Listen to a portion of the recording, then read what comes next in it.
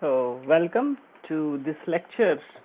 In this lecture, I'm going to talk about infinitesimal unitary transformation.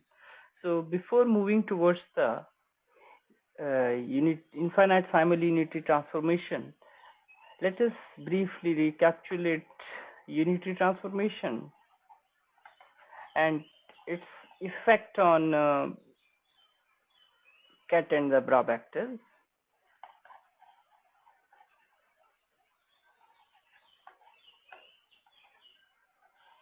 So,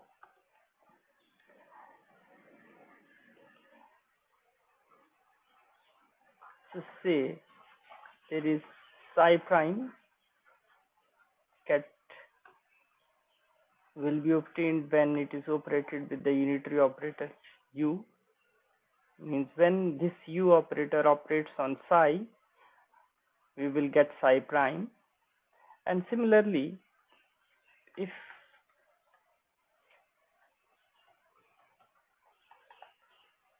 if sorry if on bra psi u dagger operates, we will get psi prime bra vector.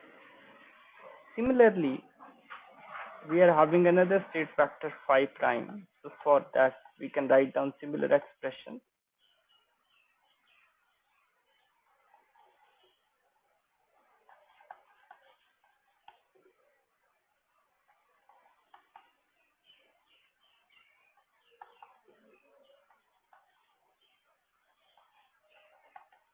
Right, so let me call it as equation number 3, and let A be operator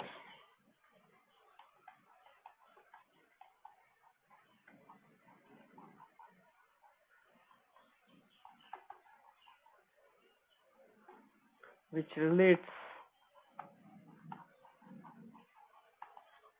two state vectors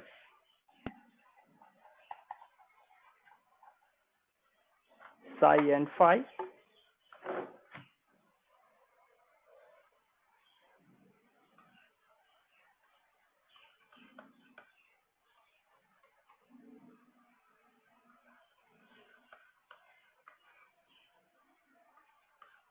As follows. So A operator when operates over psi, we will get a phi cat, and similarly when A prime operates over psi prime, we will get a phi prime cat. So let us now reconsider equation number 5.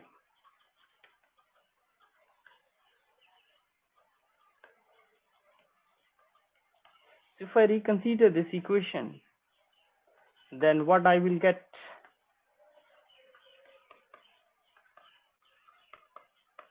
This one, and substituting their corresponding values,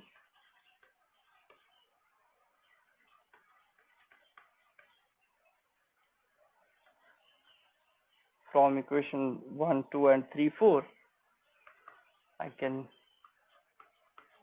obtain these equations. So, but phi is basically A, psi, so I can write down this in this form. So if I compare these two equations, then what I am getting, because psi is there and here, so keeping this in mind, I can write down it as this A prime u must be equal to u A, and operating both sides. So let me call it as equation number 6. Now operating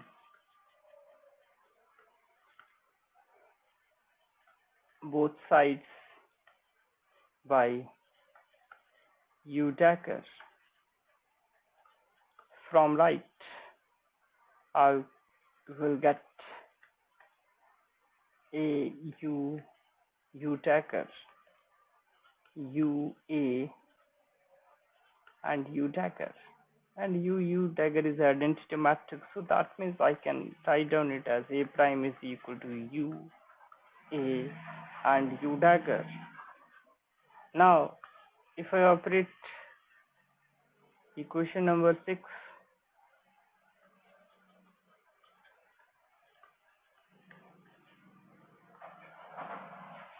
from both sides by U dagger from left, then I can write down it as like this,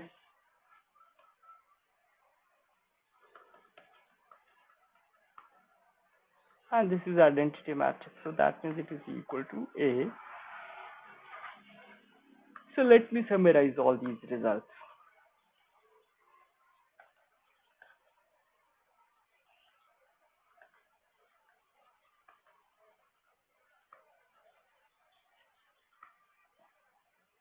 That psi prime is equal to U psi. It's a cut vector psi, which implies U psi prime cut is equal to U psi, and this is identity matrix, so simply it is equal to this one. And similarly, you can write down expression for bra psi prime,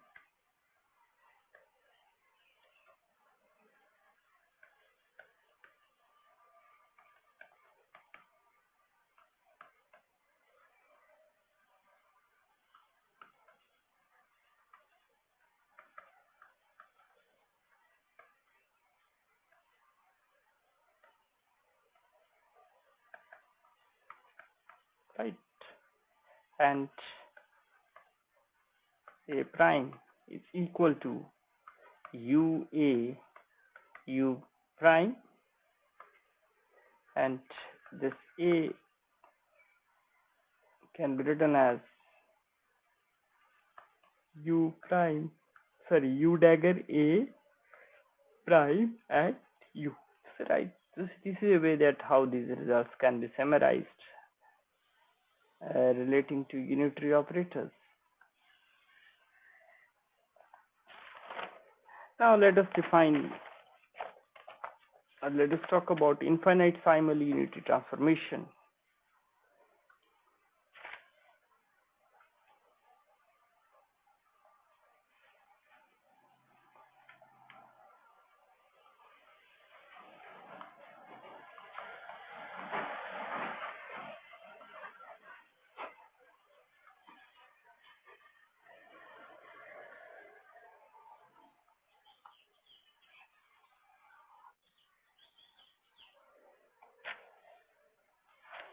So as we know that, as we have studied earlier,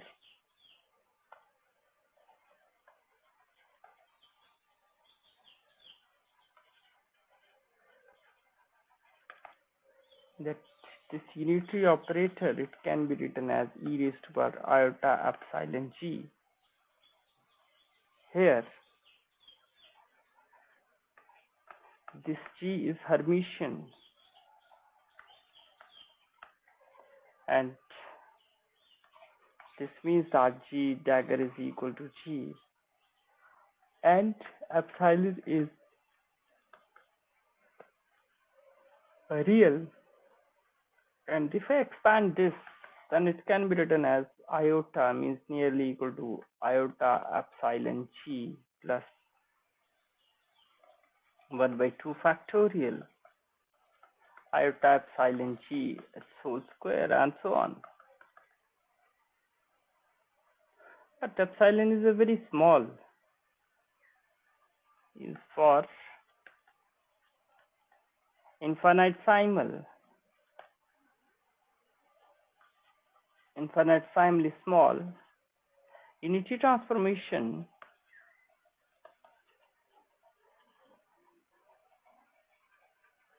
This epsilon is very small. So if epsilon is a very small quantity, then then these higher order terms can be neglected. That means this u can be nearly equal to I plus iota epsilon g. So that means this infinitesimal transformation, it can be represented as, use a unitary operator, and this epsilon is basically relating to a infinitesimally small transformation, and g is the generator. So if g is the generator, so that means this expression can be re-expressed in this form. So here g is called generator of infinitesimal transformation.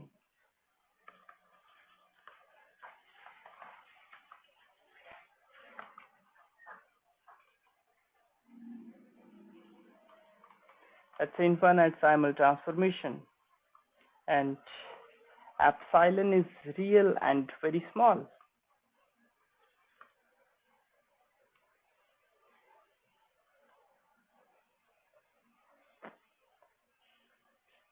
Now let us try to prove a very interesting result regarding this what we call, about the important property of unitary operator. U dagger must be equal to identity matrix. So let us try to prove it, that how it will comes out if it is a infinitesimally small unity transformation. So for this, consider u epsilon and u epsilon dagger must be equal to I plus iota epsilon g and I minus iota epsilon g dagger. So if I solve this, then it can be written as this I into I minus iota epsilon g plus iota epsilon g into I minus iota epsilon g dagger. And if I simplify, so I into I is I square minus iota epsilon ig plus iota epsilon gi minus iota epsilon whole square and g dagger. I can express it in this form. Since it contains epsilon square, so this term is ignored, and this is simply g, and this is also simply g.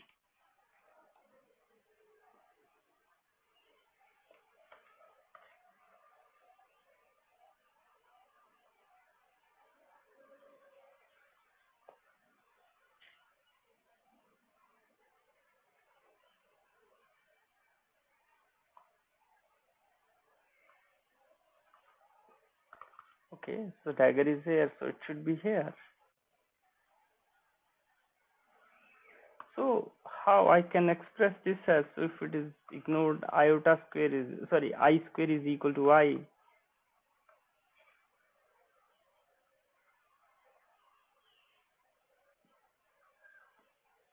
So it is plus, or I can express it as plus iota epsilon. So it is g dagger into I is simply g dagger, and gi is simply equal to g. So if I have taken positive here, then this will become, this can be written as g and g dagger. So I simply rearrange this, so that's what I am getting here, and this term will be neglected. So what I can write down, that up now G is Hermitian. So if G Hermitian, then G is equal to G dagger. So if I use this property here, then I can say that it is equal to I. So that means U dagger U is always I, whether it is unity, simple unity transformation or infinitesimally small unity transformation. Now next I will talk about effect of infinitesimal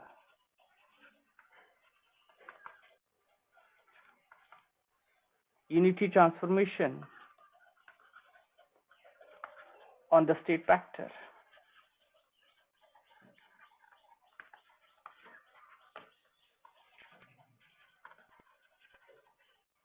Right.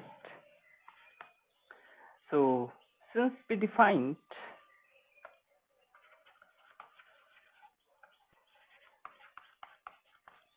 cat psi prime is equal to u psi, and u is a, so if u is infinitesimal,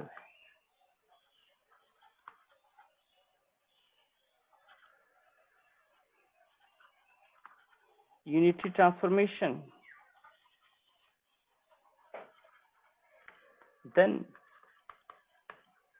psi prime must be equal to u epsilon at the psi, and u epsilon is infinitely small unity transformation, so it can be written as I plus iota epsilon g, and cat psi. So let me simplify the things, so I can write down it like this. So iota epsilon is a number, so it can be taken outside and it gets multiplied with it. And this I express it as because I into psi cat is simply a psi vector.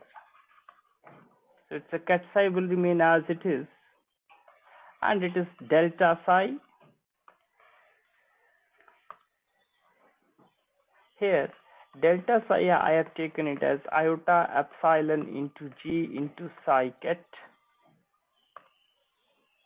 Also another thing which we are familiar, that a prime, it can be written as u a u dagger. So for infinitesimal unity transformation, I can write down it as that a prime is equal to u epsilon. I can write down, so a prime is equal to u epsilon a u dagger.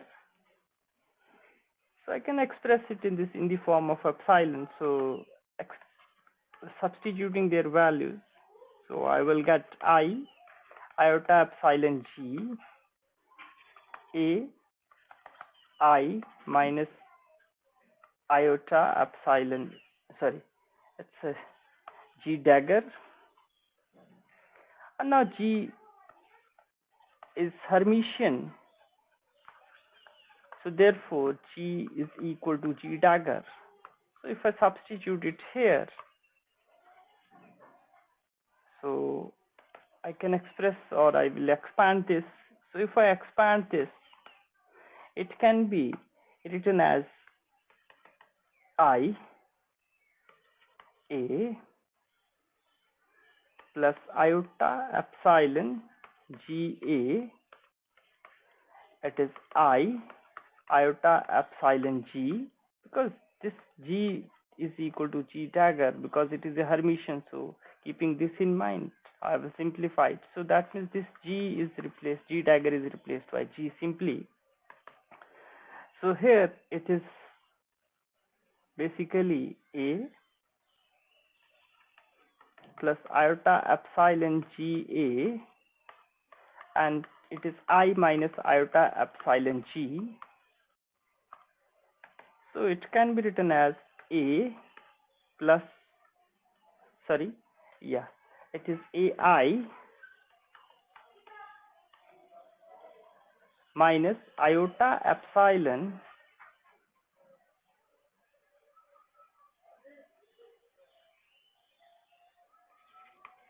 ag plus iota epsilon gai minus